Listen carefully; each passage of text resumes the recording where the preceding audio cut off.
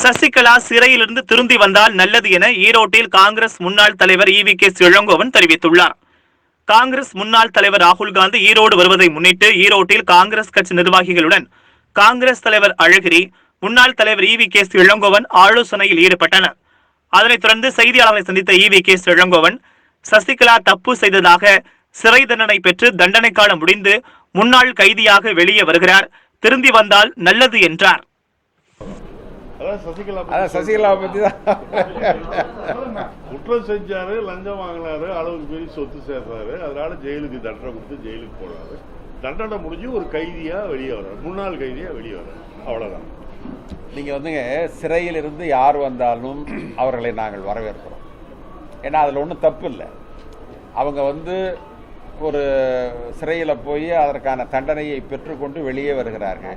எந்த மனிதராக இருந்தாலும் சிறையிலிருந்து வர்றவங்களை நம்ம வரவேற்கிறதுல தப்பு இல்லை. கொஞ்சம் திரும்பி வரணும். காங்கிரஸ் கட்சிக்கு அதில் கருத்து வேறுபாடு கிடையாது. 2Gயை பொறுத்தவரை எங்களுடைய அமைச்சர் கபில் சிபில் அவர்கள் அப்பொழுது சொன்னார்கள், 0 லாஸ் என்று சொன்னார்.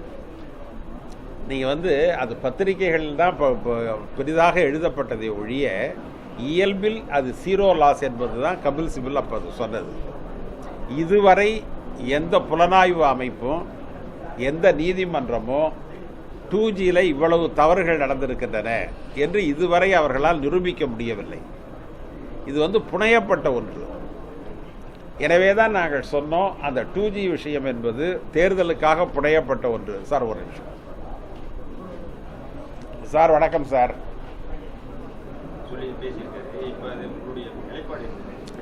சார், கமலஹாசன் எங்களுடைய கூட்டணிக்கு வருவதை காங்கிரஸ் கட்சியை ஆதரிப்பதை நாங்கள் வரவேற்போம். காங்கிரஸ் அந்த கூட்டணியில் இருக்கிறோன்னு சொன்னால் அங்கே இருக்கிற ஒவ்வொரு கட்சியோடும் எங்களுக்கு கருத்து வேறுபாடு உண்டு. இப்போ நாங்களும் மதிமுகவும் ஒற்றை பாதையிலையா செல்கிறோம், நாங்களும் திருமாவளவனும் ஒற்றை பாதையிலையா செல்கிறோம்.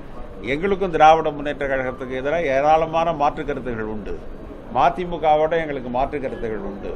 எனவே இந்த கூட்டணி என்பது ஒத்த கருத்து என்று சொல்ல முடியாது. இந்த கூட்டணியினுடைய சிறப்பம்சமே என்னன்னா, மதசார்பின்மை என்கின்ற நேர்கோட்டில் நாங்கள் பயணம் செய்கிறோம்.